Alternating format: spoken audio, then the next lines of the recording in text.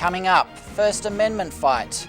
The screening of a pornographic movie is stirring controversy on the campus of one DC college.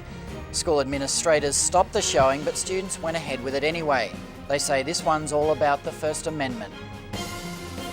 And what's in the water? A temporary change in DC water treatment won't affect your health, but it might confuse the taste buds. District Wire News starts now.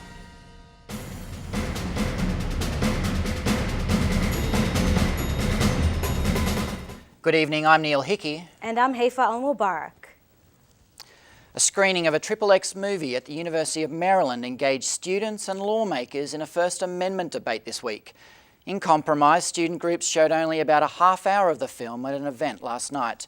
Lauren Swanson reports on the controversy. What's all the fuss about showing a big-budget pirate movie at the University of Maryland? The controversy is less of a surprise when the movie is being billed as the biggest adult production in history.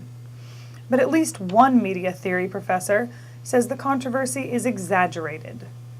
On the one hand, I think common sense would dictate that if the student government wants to show XXX pictures, as long as they don't go into the business of that, that's their problem.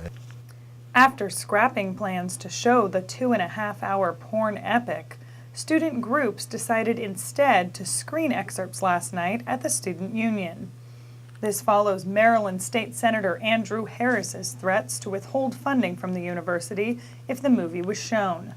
In this particular case, you see what's happening is that there's representatives who want to make political capital out of enforcing their moral views about XXX films on the student government, and they're using that financial relationship between the university and the student government as leverage to do it.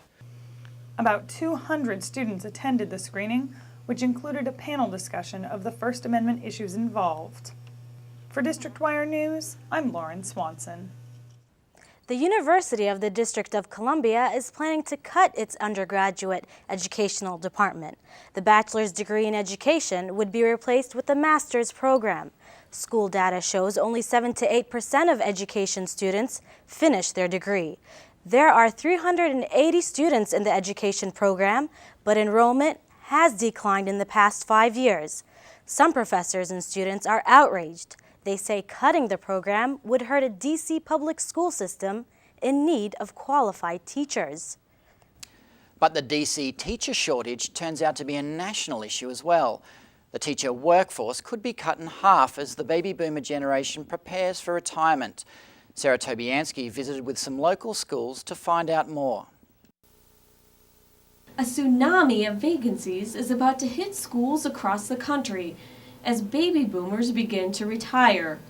A new report says more than 1/3 of the nation's 3.2 million teachers could retire over the next 4 years. Former DC Public School Superintendent Kay Williams says those living in poverty-stricken urban areas will likely be the most affected. Some of the levels of poverty within cities that really produce certain kinds of environments that are not healthy for children and or for teachers.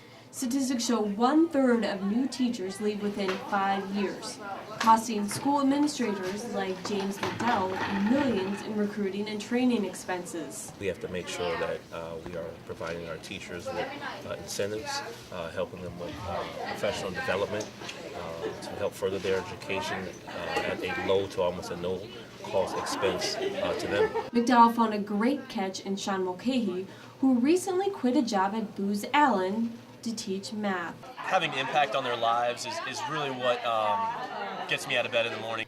But Amelie Gorbald, who specializes in international education, says savvy young teachers might not be such a bad thing for the U.S. Because of globalization and because of technology that younger teachers, it's an opportunity for teaching to sort of change into more of a 21st century idea. She, like many others, hopes the recession turns out to be a mixed blessing for a profession that holds the keys for the future. For District Wire News, I'm Sarah Tobianski. The ban on gay marriage in DC could be overturned. DC Council is meeting today to decide whether to recognise partnerships granted in other states. Observers say that could be a prelude to gay marriage becoming legal in the district. The decision comes after Vermont and Iowa legalised gay marriage this week. A protest against violence against women is being held tonight at American University.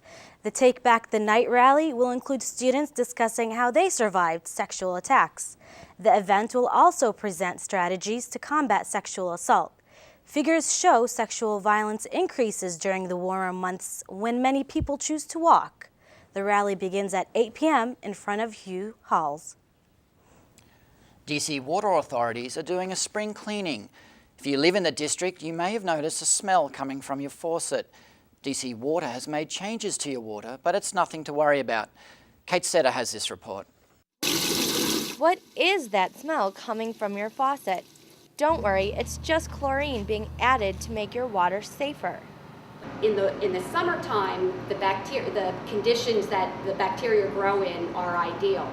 So we like to have this conversion to free chlorine to get those pipes cleaned out right before the summertime.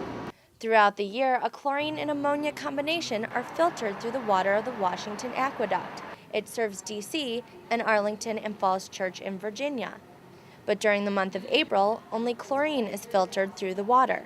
Patty says it's to disinfect the pipes and keep them clean. It shocks it with a different disinfectant. And when we're doing that, we go out and you'll see a lot of flushing crews out on the street, but usually at night. We go out and do this intensive flushing effort to get the pipes as clean as we possibly can. Although Patty says many will notice a difference in the taste and smell of their water, it's probably in the range of a cup in an Olympic-sized swimming pool, or it's a very small amount. notice a difference in the taste or smell of your water? There's always the bottle. For District Wire News, I'm Kate Setta. President Obama is in Iraq today for a surprise visit. Reporters traveling with the president say he touched down in Baghdad to talk with U.S. troops.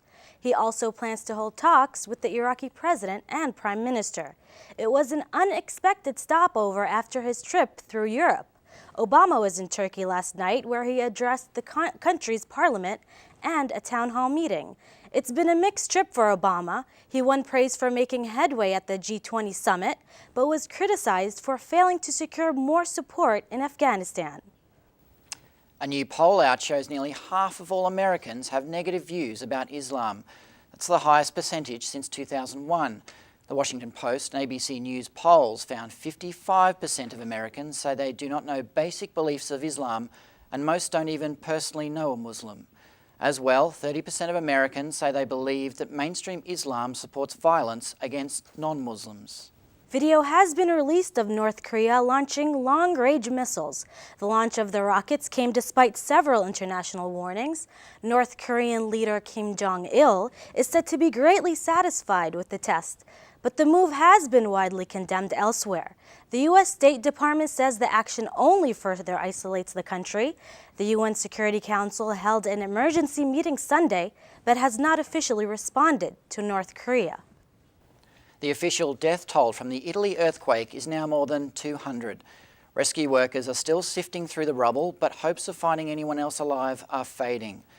The earthquake demolished areas of the town of L'Aquila, northeast of Rome. 15 people are still missing. Italian Prime Minister Silvio Berlusconi has vowed to rebuild the town. After our break, what caused the US Airways miracle landing on the Hudson River happens more often than you might think. New data from the FAA reveals birds and planes are competing for airspace. And a classic game is no longer child's play.